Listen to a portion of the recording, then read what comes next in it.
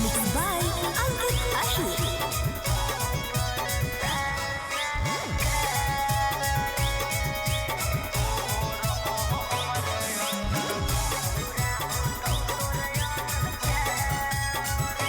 खुले आम करो ही रे छोड़ा तू गुंडा गरदी ले जाई तो कहियो उठा के जे पेन्हले रहा तो गरदी खुले आम करो ही रे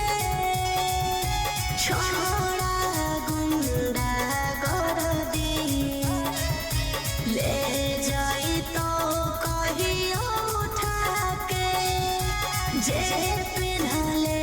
रहा तो गरदी एक ना एक दिन करे पड़तो सरेंडर बनो ही जे शेर तोरा बनाए देतो बंदर 12 बजे चलो बलंदर ओकर बाद मचो हो भंडर जेकर बारे में बोलो ही हो रहो हमरे अंदर 12 बजे चलो बलंदर ओकर बाद मचो हो भंडर जेकर बारे में बोलो ही हो रहो हमरे अंदर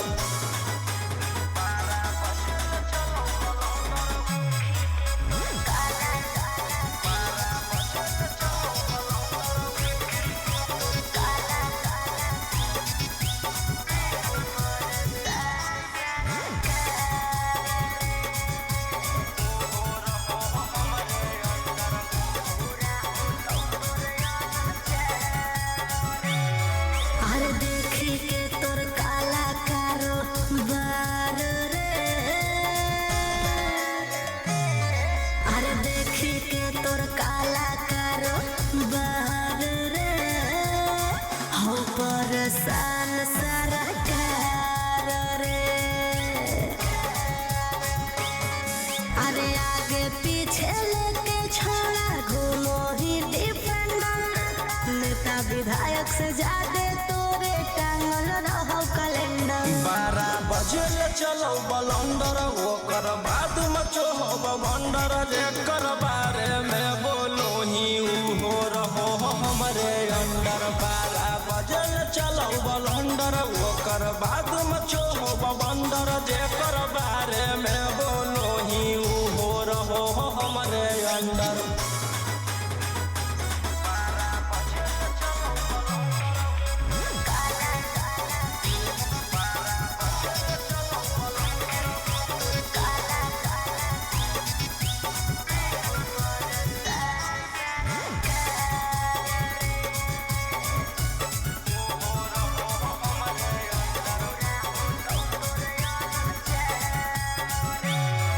अरे हो कौन कानून तोर गुलाम रे